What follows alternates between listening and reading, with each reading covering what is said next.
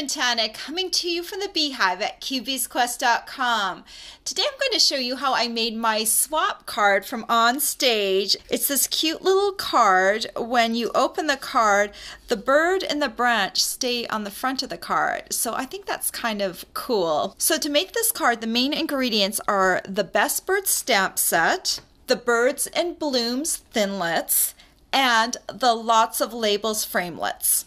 So when I was making this card, I was making it so it would be good for demonstrators to use in the coming up year because all of the products are from the annual catalog. But I know right now we're in the Christmas season. So I thought I would show you how you could take this card and turn it into a Christmas card just by changing out the greeting and some of the colors. So today I'm going to show you how to make the Christmas card step by step, but you could also make it like my original swap card into a birthday card. So let's get started and I'll show you how to make it.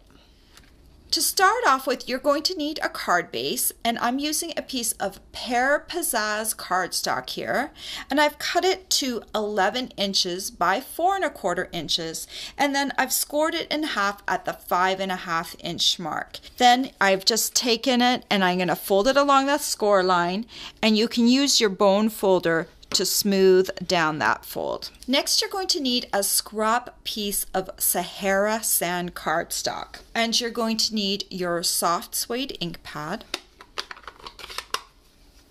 And I've already got the branch from the Best Birds stamp set mounted on an H block.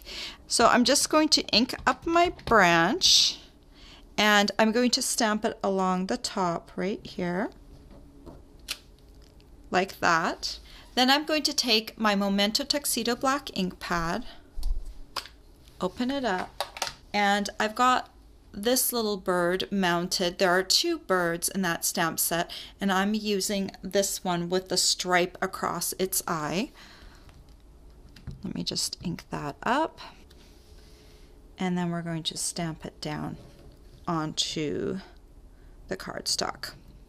Next, you're going to need your Big Shot, and I'm going to be using my magnetic platform, and I'm going to put one of the cutting plates on top of the platform, and I'm going to leave one off to the side. We're going to bring back in the stamped images, and then we're going to use the Birds and Blooms Thinlits to cut these guys out. So we'll need the one that outlines the branch, and we're going to use this one that outlines this bird.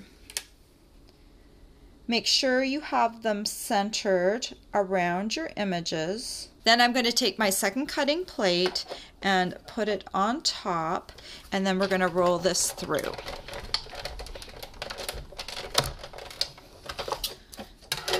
Then I've got my branch piece cut out and my bird piece cut out. Next, we're going to take the card base that we made at the beginning, and I'm going to open it up. I'm going to slide it partially through the Big Shot. This will be the front of my card.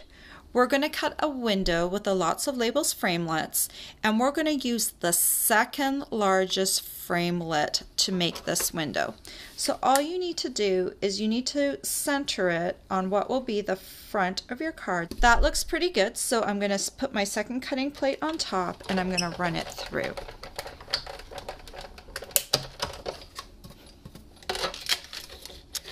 And here we have the front of the card with a window on it. Now we're going to create a frame for the window. So I'm going to take a piece of real red cardstock, and now I'm going to use the largest Lots of Labels framelit. And I'm also going to use the second largest one. And I'm just going to position these so that the smaller one is centered within this bigger one. And you can see here, this is what it looks like. And then I'm going to put my second cutting plate on top and run it through.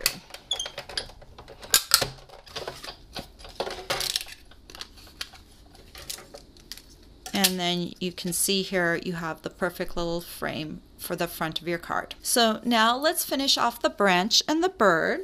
So to do this, I'm going to use our fabulous new Stampin blends, and I'm going to use 4 different colors. So we're going to start off with the light old olive, and I'm going to use my brush tip, and I'm just going to hit my leaves with this old olive.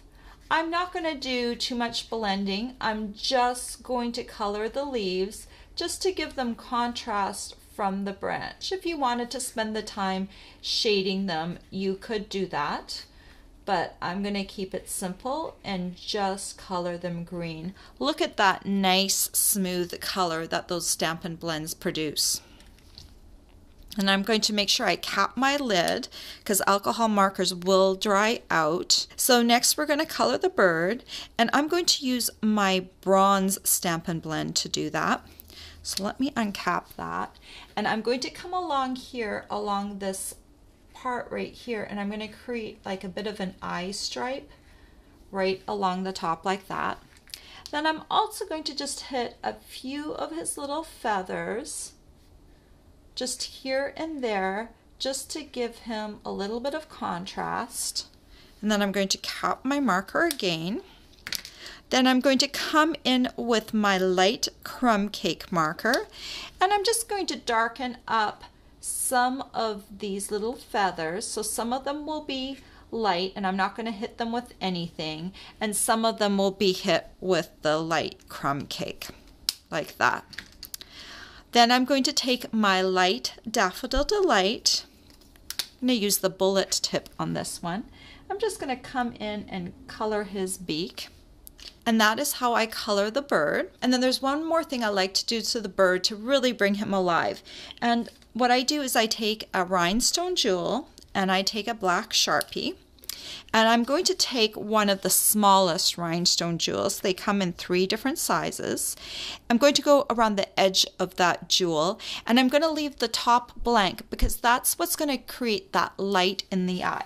If I colored it completely black, the eye looks a little bit dead, but if you have that little light spot in the center, it looks like a real eye. So I don't know if you can see that or not, but you can, that light just hits a little bit on the inside. So then I'll take my paper piercing tool and I'll use that to pick up my little Rhinestone Jewel, and I'll use it to transfer it over to my bird right where I want it, and then when it's situated, I'll press it down onto my project like that. And now you can see that little bird has a little bit more of a twinkle in his eye. So now we need to bring back in the card base and the little frame we created. And I'm going to use some Tombow glue to glue them together. So I'll take the frame and I'll just put a tiny bead of glue along the edges. I'm trying to keep it minimal so it won't squeeze out. Just a little bit like that, and then I'm going to take it and I'm going to add it to the front, trying to make sure it just frames up that window really nicely. That pop of red with the frame really makes this look like a Christmas card. Then we need to do some stamping down here in the corner. So I'm going to take my Pear Pizzazz ink pad, and I'm going to take these little berries and stamp them down here. Now on my swap card, I used flowers because it was more of a spring feel to the card, but I thought for the Christmas card it would be nice to do berries, acting kind of like holly berries. So just let me ink that up. And this is just going to be tone on tone. I don't want it to overshadow the bird and the branch. It's just a little tiny detail that's going to be nice in the background of the card. And so there are those little berries stamped down at the bottom.